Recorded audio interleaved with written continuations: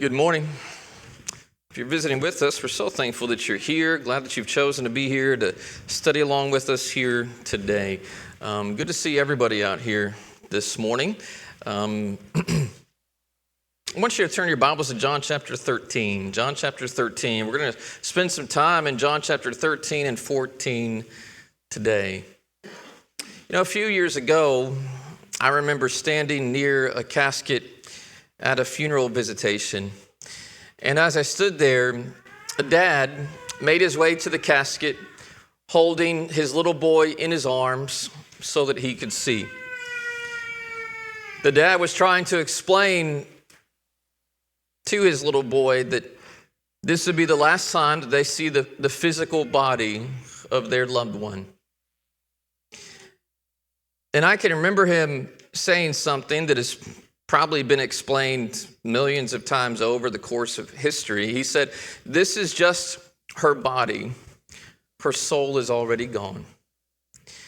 And then I remember hearing the innocent, perplexing question of the little boy. The little boy said, "But where did she go?"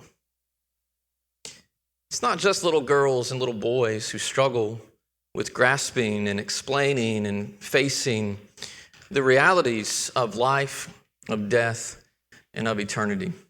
Adults struggle with it too. As we are threatened by terminal illness, as we sit around the waiting room of an ICU, as we get the dreaded phone call of the death of a loved one, we want to know, well, where are they now? And will I ever see them again? And what will I do now that they are gone? And how will we cope? The apostles of Jesus struggle with the realities of death and life beyond death in their conversations with Jesus. When you read John 13 and John 14, Peter, Thomas, Philip, and Jude, they all have questions to ask Jesus when Jesus began to speak of his approaching death and the mission to follow. And the compassion and the patience of Jesus is on full display as they discuss these perplexities with one another in their final conversations. The last words and actions of Jesus before his crucifixion are full of pathos as these scenes are brought before our mind's eye through the gospel authors.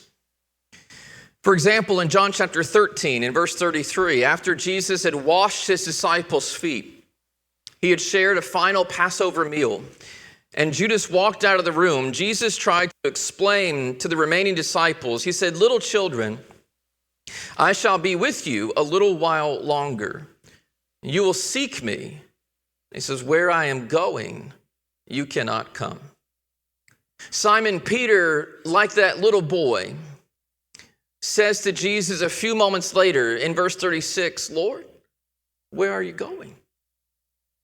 And to that question, Jesus replied, "Where I am going, you cannot follow me now, but you shall follow me afterward." And at that point, Peter claims that he is willing to follow Jesus, even if that means death. But Jesus knew Peter better than Peter knew himself. And the conversation takes a personal turn at the very end of the chapter, as Jesus warns Peter of his pending denial.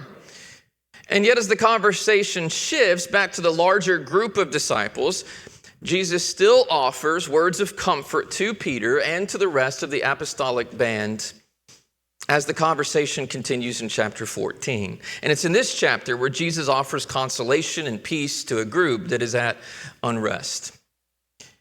In this lesson today, I want to simply consider the implications of that statement of Jesus in John 13 and verse 36. You cannot follow me now, but you shall follow me afterward. There are two basic premises in that declaration on either side of the conjunction. And there's implications for the disciples and there's implications for us as we think about it. So we just want to look at both halves of that statement in our lesson today.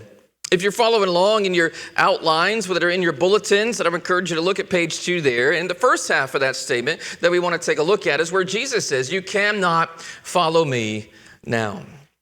What's meant by that? Well, what's meant by that for Peter is this. For Peter, this meant that he would not follow Jesus immediately in his hour of death. In John chapter 13 and verse 1, John makes this remark before Jesus washes the disciples' feet. It says, before the feast of the Passover, when Jesus knew that his hour had come. That's talking about his death. He'd been waiting for that hour. He'd been saying, my hour has not yet come on many occasions, but now his hour had come, that he should depart from this world to the Father. His hour had come, his hour of death, but Peter's hour had not yet come. And so what that meant for Peter was that his earthly life was going to continue. He could not follow Jesus in death now. For us, here's what it means for us. We're still living. And so we have to brace ourselves, and we have to continue to endure the inevitability of the trials to come in this planetary pilgrimage. What it meant for Peter was, you're not going to die, and therefore you are going to face trials, because this earthly life is full of trials. As life continues on this cursed earth, we are going to experience death, and we're going to experience sorrows, and we're going to experience tears. We're going to experience physical pain, and we're going to experience emotional pain. And sometimes that seems so very unfair. In Revelation chapter 6 and verse 10, one of the questions that's being asked through the souls of the martyrs is this. In verse 10, it says, they cried with a loud voice saying, how long, O Lord, holy and true, until you judge and avenge our blood on those who dwell on the earth? They're wondering, why is this unfairness continuing? Why are good people still suffering? Why are we still facing trials? When are you going to avenge?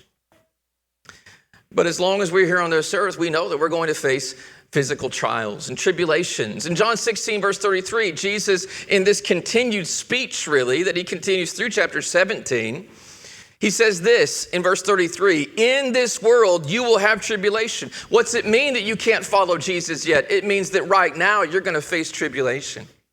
He says, but be of good cheer, for I've overcome the world. As long as we are here, tribulation must be endured. The early church was reminded in Acts 14 and verse 22, because perhaps they thought after they'd been converted to Jesus Christ that everything was going to be grand. And yet on the second trip, when Paul goes to some of the same cities he'd already planted churches at, he says in verse 22, we must through many tribulations enter the kingdom of God. While you're still here, you're going to face tribulation. The enemies of Christ are going to continue until Jesus returns. In the book of Thessalonians, in the second letter, chapter 1 and verse 6 says, it's a righteous thing with God to repay with tribulation those who trouble you.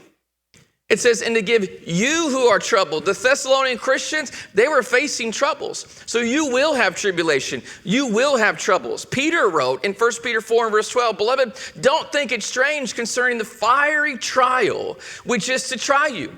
You will have tribulation. You will have troubles. You will have trials. Don't think it's weird when you face trials. Don't think that it's strange or unusual or that you don't deserve it. You will have trials. He says, don't think it's strange, as if something strange has happened to you, but rejoice to the extent that you partake of Christ's sufferings. We know Christ went through trials. You're going to face trials. If you can't follow Christ now, what that means is you're still alive. And if you're still alive, you're going to have to endure some trials.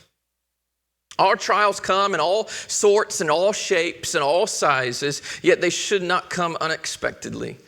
Our Lord suffered on this earth, and so will his people.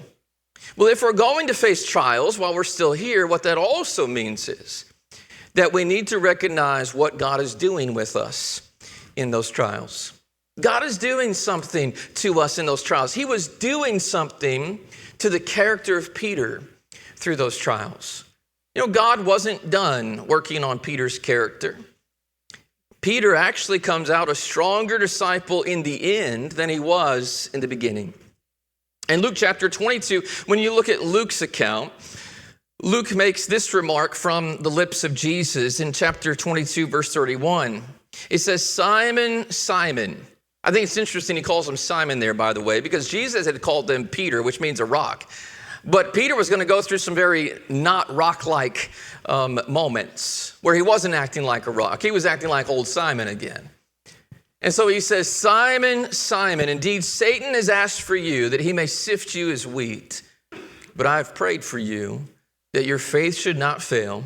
And when you have returned to me, strengthen your brethren. Simon could not follow Jesus in death because he wasn't ready for it yet. Satan still had some work to do. God still had a greater work to do. And Simon's character still needed some work. He needed sifting. He needed refining. He needed purifying. Simon, in the moment, may not have understood what was happening. But what God was doing with Simon was he was preparing and he was strengthening him. He was urging greater reliance and resilience within him for greater moments and greater trials through those momentary failures.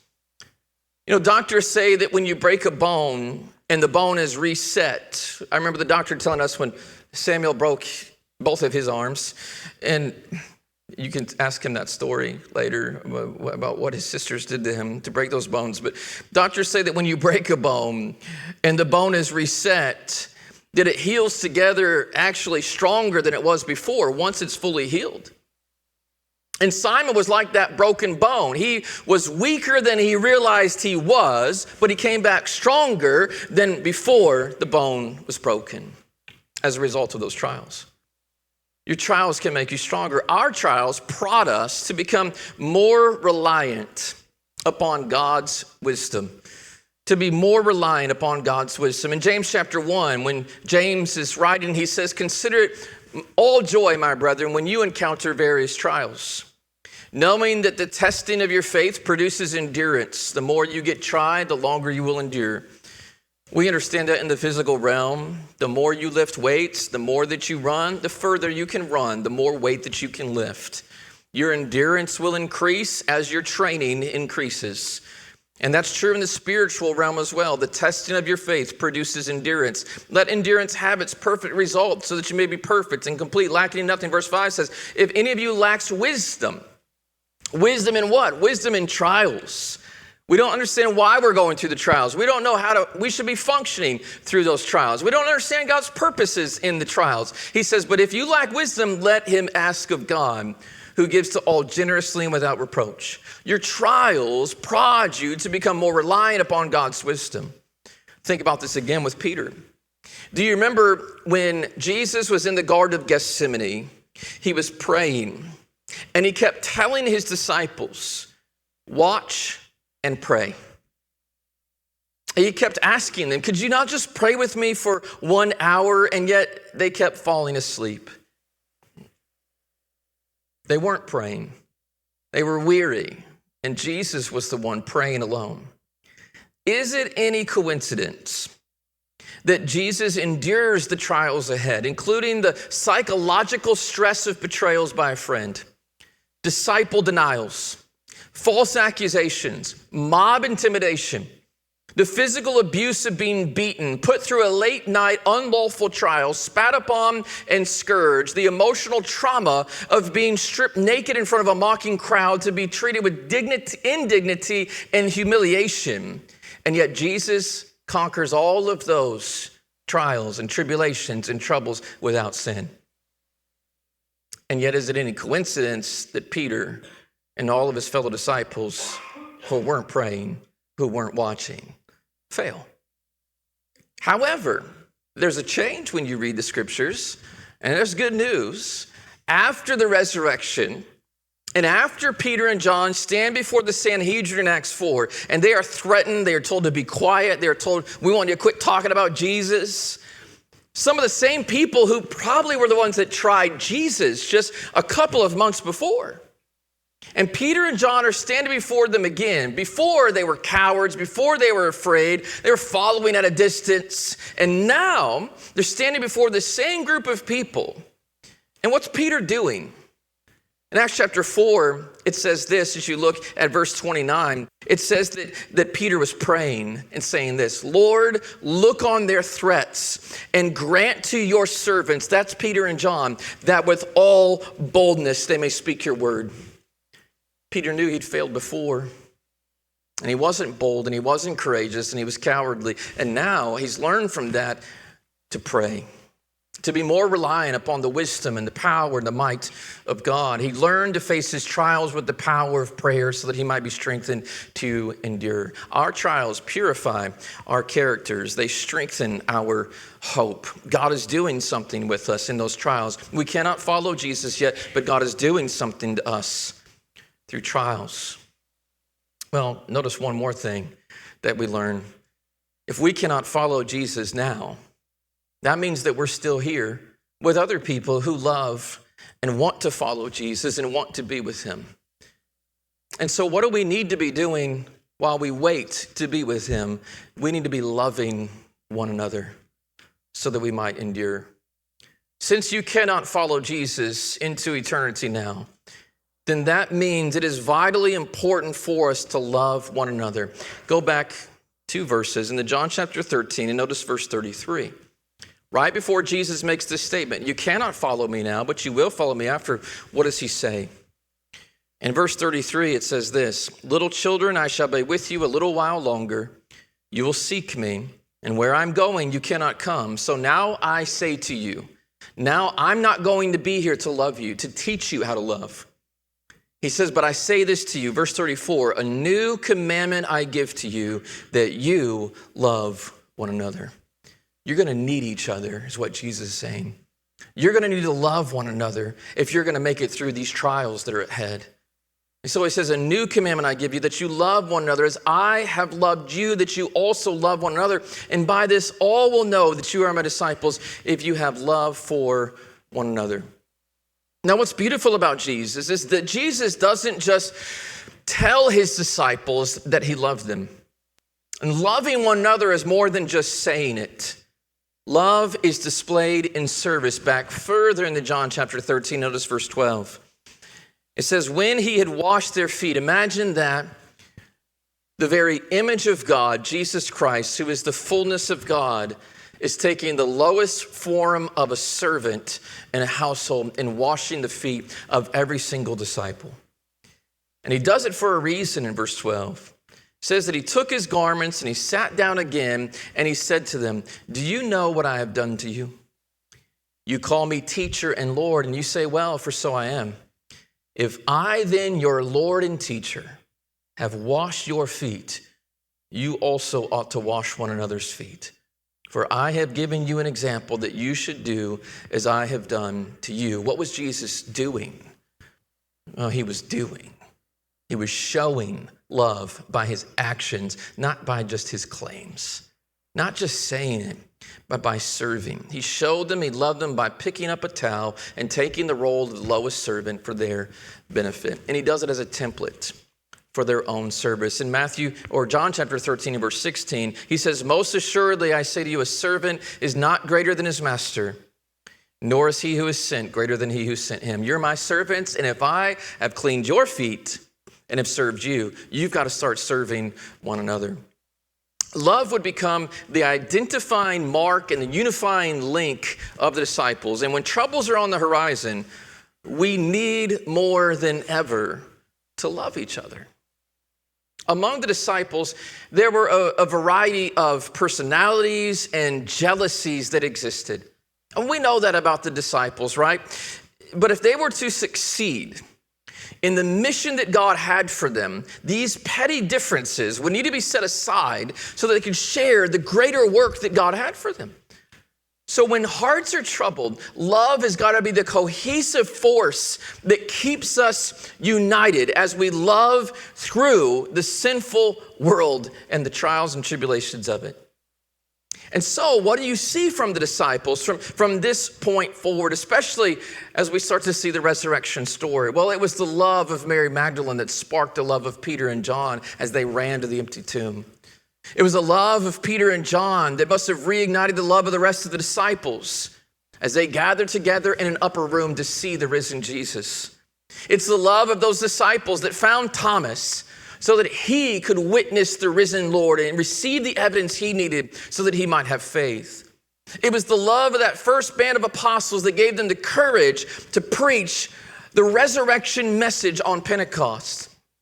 It was the love of that early church that led them to pray for Peter and John as they were brought before the Jewish Sanhedrin again. Their faith had failed them before, but now they're praying for them that they might endure. It was love that led the church to lament the death of Stephen, to bury him together when he was martyred. And it was love that led that same church to forgive the very one who held the coats for those who were stoning Stephen and to embrace his role in the gospel mission. And it is love that still initiates compassion, inspires service, and melts us together in one united front as followers of Jesus. Please don't miss this point. If your grieving brother or sister is going to endure their sorrow, they need your love to prop them up. If your brethren are facing cancer, facing surgeries, financial hardships, physical trials, they need your love to act as a buoy for their sinking souls. When our brethren are struggling with private sin issues that are aching their hearts and vexing their minds and breaking apart their families, they need your love to mend their souls and to bring them comfort. And when those closest to us have broken our hearts, have disappointed us, it'll take a deep outpouring of love to reconcile what was broken, to win back what was lost. The greater the problems, the greater love that needs to be shown. And the longer the problems have lasted, the longer our love must endure. And the deeper the heartbreak, the deeper we must pour out of the well of love to bridge the divide. Since we cannot follow Jesus yet, then we must use the tools and the wisdom that he has given us, and we must learn to love one another as he taught us. Well, that's the first half of the statement. Let's look at the second half. He says, you cannot follow me now, but you will follow me afterward. You will follow me afterward. What does that mean? Well, first of all, here's what it means. It means, first of all, one day we will die. One day we will die. Jesus had repeatedly forewarned the disciples of his coming death. I don't think they really got it. I don't think they really understood it. I think it was hard for them to imagine. Imagine a 33-year-old continuously telling you, I'm going to die in a few days. And he seems healthy. He seems well. In fact, he's working miracles for other people so that they might be healthy and so that they might be well. And yet he's telling you that he's going to die. It was hard for them to contemplate. In Matthew 26 and verse 2, for example, Jesus says, you know that after 2 days is the Passover, and the Son of Man will be delivered up to be crucified. John 13:1 tells us that before Jesus washed the disciples' feet, he knew his hour had come. It was very near. It was imminent. In the John 13 context, it was Jesus' hour to die, but it wasn't Peter's. However, he tells Peter, you will follow me afterward. In other words, one day your time will come. Peter is also told in John 21, his day of martyrdom would come. One day Peter would die a martyr, and we know historically that that is how Peter died. You will follow me afterwards. What does that mean for us? Well, for us, we need to understand something. Jesus has died. Peter has died, and one day you will die also. Hebrews chapter 9 and verse 27 says, it is appointed for men to die once. Doctors might get so good at their job, and science may progress so far that we get to live as old as Methuselah someday. But no matter how much our technology might advance, you are not going to evade physical death. We might delay it, but we are not going to stop it. After the curse, everybody has a birth date and everybody has a death date. And so avoid thinking about death all you want, like many in our culture do. Avoid talking about death all you want, and avoid going to funerals, avoid going to visitations, avoid contemplating it. But one day there will be a death certificate and your name will be on it. And one day your obituary will be written. Job said in Job 30 and verse 23, I know that you will bring me to death and to the house appointed for all living. Ethan wrote in the Psalms, in Psalm 89:48, he says, "What man can live and not see death?" Ecclesiastes 8 and verse 8, the king writes, "No one has power over the spirit to retain the spirit. No one has power in the day of death. There is no release from that war," he writes. One day you're going to die. But here's the good news. Death does not have to be feared, because one day we will follow Jesus in his resurrection. I love this thought in John chapter 13 and verse 1. Jesus knows his hour has come, and it puts it this way. He's going to depart from this world. It's not that his hour has come and he's going to be put in a tomb and then he's going to stay there and that's it. He is going to depart from this world to be with the Father. He's going to be with the Father. Death was not an end to earthly life. It was an end to earthly life. It was not an end to life itself, though. John, in fact, portrays death as an open door to a new and a better world. Jesus is going to be with the Father. And so death is not a wall that you're walking to. Death is more like a door that you are walking through. In one of the most famous Psalms, Psalm 23, which we just sang about, it says in Psalm chapter 23 and verse 4, it says, "Yea, though I walk through the valley of the shadow of death." You're not walking to the valley. You're walking through the valley of the shadow of death. He says, "I will fear no evil, for you are with me. And your rod and your staff, they comfort me." The message of life after death and reunion was the comforting message that Jesus shared in John chapter 14 with his downhearted disciples. He says to them in chapter 14 and verse 1, I think really the thought is continuing. He has just told Peter, "You're not going to follow me now. You're not going to die. You're not going to get to go be with the Father right now, but you will follow me afterwards." And so he says this in John 14 and verse 1, "Let not your heart be troubled." Let not your heart be troubled. Because you are going to follow me afterwards. Let not your heart be troubled. So we might ask, and Peter might ask, well, why, Jesus? Why and how can my heart possibly not be troubled by the prospect of death? And it has everything to do with the person of Jesus. He says, "You believe in God, believe also in me." Later in the convo, Philip would say, well, Lord, show us the Father. And Jesus would respond in John 14 and verse 9. He says, "Have I been with you so long, and yet you've not known me, Philip? He who has seen me has seen the Father." This is not just a claim. What Jesus is saying is, I'm God. I'm deity. If you've seen me, you have seen God. And this is not just a claim without evidence. Jesus would add in John 14 and verse 11, he says, "Believe me that I am in the Father in me, or else believe me for the sake of the works themselves." Why should I believe you, Jesus? Why should I believe that somehow you're giving me hope for life beyond death? He says, because look at the works themselves. What works? Well, Jesus was going to die, but Jesus was going to be risen from the dead a few days later.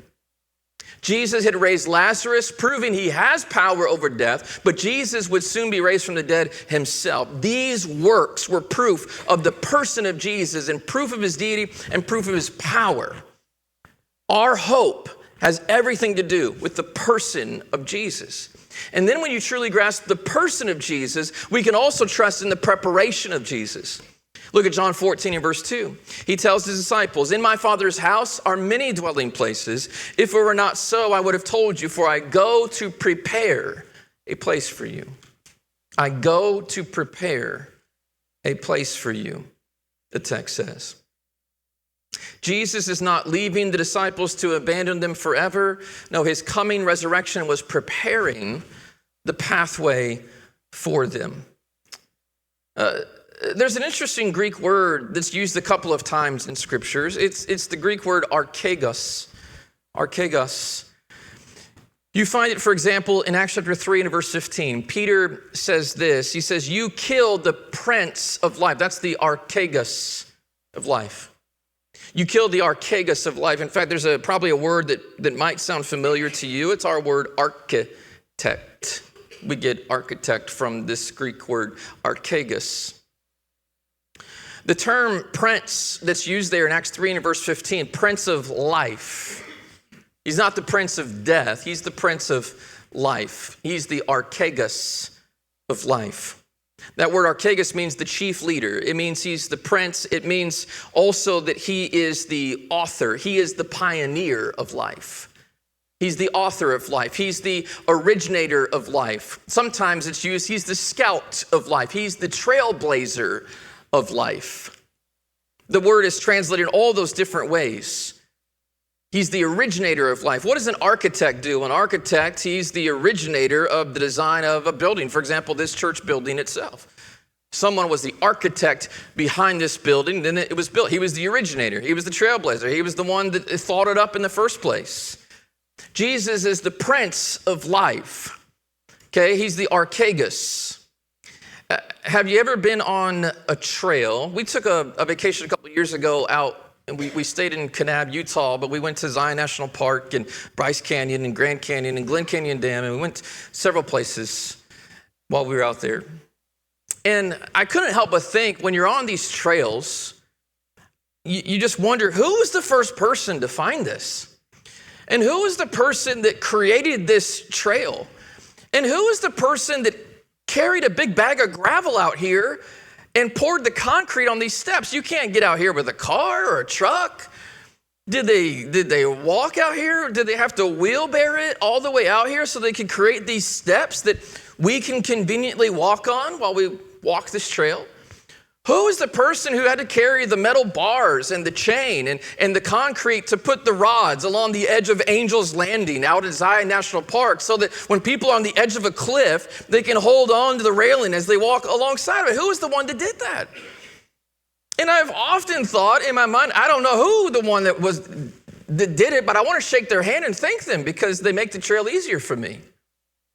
Well, Jesus is like that in terms of eternity. He's the one who has scouted and trailblazed, and he's the one who's shown us that you can walk this path because he's done it.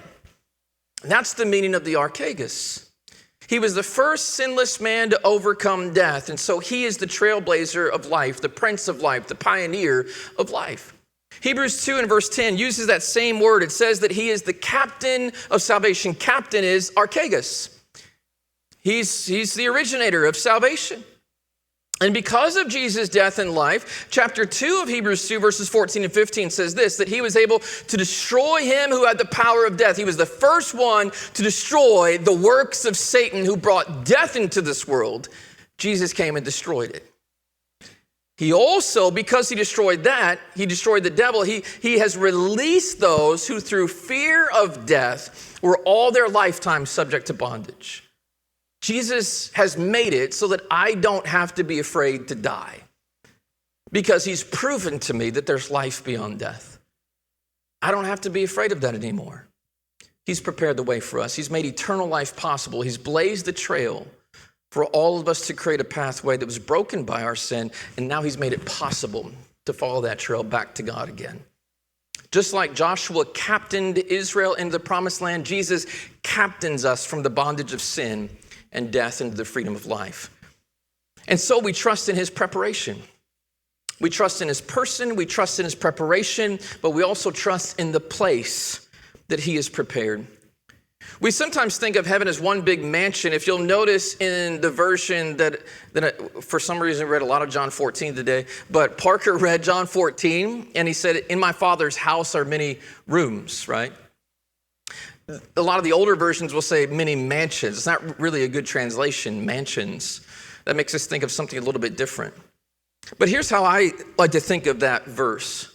The Father's house, what is it in this universe that the Father does not own? He owns everything, doesn't he? Father's house is just the universe. He owns it all. And Jesus is pointing out that beyond this earth, there are many dwelling places for God's creation, and Jesus is going to prepare a room for you, to prepare a place for you. He's setting up the campground, he's making the bed, he's preparing the fireplace, he's getting your room ready. Heaven is a prepared place. And when we realize that he's prepared a place, it helps us to have confidence in the promises of Jesus. What does he tell us? I'm not just going to prepare a place. He says in verse 3, I'm coming back. So in verse 3, he says, if I go and prepare a place for you, I will come again and receive you to myself. Why? Because you're going to follow me afterward. You're going to come be with me. What comfort is in this promise? Later in the chapter, Jesus would say this in John 14 and verse 18. He says, I will not leave you orphans. What comfort is in that? I'm not just going to leave you like an orphan. I'm just not going to abandon you forever. No, I'm going to come back and I'm going to take care of you. He says, I will come to you. A little while longer, the world will see me no more, but you will see me. And because I live, you will live also. As we await his return, will he find you faithful and will he find you trusting? Well, when we realize the promises of Jesus, then that also helps us to realize our purpose. Our purpose. And we want to finish with that thought.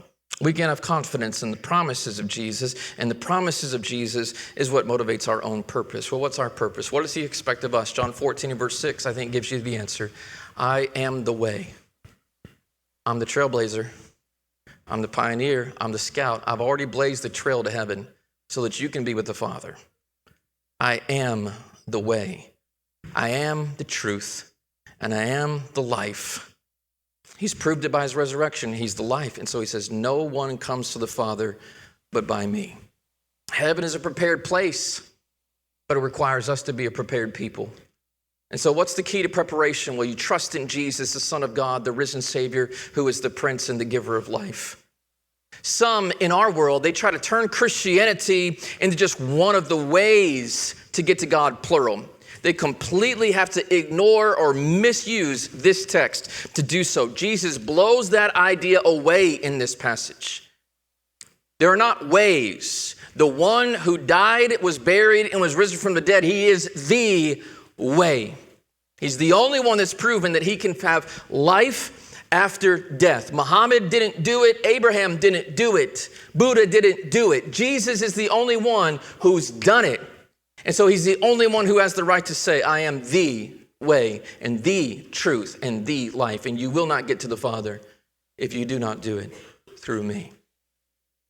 As Tenney writes in John, the Gospel of Belief, he says, without the way, there is no going. Without the truth, there is no knowing. And without the life, there is no living.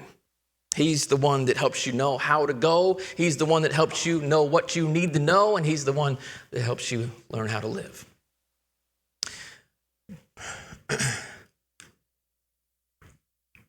That means for us that we need to persevere and that we need to prepare. Jesus opens chapter 14 and says this, let not your heart be troubled. Did you know he says that again? He says it in verse 27. He closes out kind of this thought. In John 14 and verse 27, he says, let not your heart be troubled, neither let it be afraid. In between these verses, though, he makes it clear you do have a responsibility. What's verse 1 say? You must believe in me. I've proven to you that I am the Christ, the Son of God. You must believe in me. I'm proving to you that I am the one who can give you the way to life. You must believe in me. They must also keep his commandments. You see that in verse 15. You see that in verse 21. Not just believe in me, but you need to do what I ask you to do. And the greatest of those commandments is that you love one another. And in their belief and obedience, they would find true peace in Jesus that far exceeds any type of peace that the world may offer. Friends, we will one day follow Jesus in death. Do you have the peace that comes by faith? If you're still living, it means that you've not yet followed Jesus in death, but one day you will. And it was his purpose and it was his desire to prepare a pathway for you so you could one day join him for all of eternity. When it comes down to it, this is why I preach. Because I'm a dying man. I'm preaching to dying people. And I'm preaching to one who's proven that he can give you life. And that's why I preach. And that's why I hope that you listen. Because one day we're all going to face death. And we're all going to stand before Jesus. And we're going to have to face eternity. In Jesus' life, and the life was the light of men, we're told in John 1. Jesus says, I came that you may have life and that you might have it more abundantly. But are we still trying to live life our way, or have we surrendered ourselves to the one who shines a light on the pathway that you should take in your life? If you haven't followed Jesus yet so that you might have life, follow the way, the truth, and life, and make that decision this morning. And you become a new life when you're born again. Have you done that yet? We would invite you to do so. If you'd like to, why don't you come while we stand, while we sing.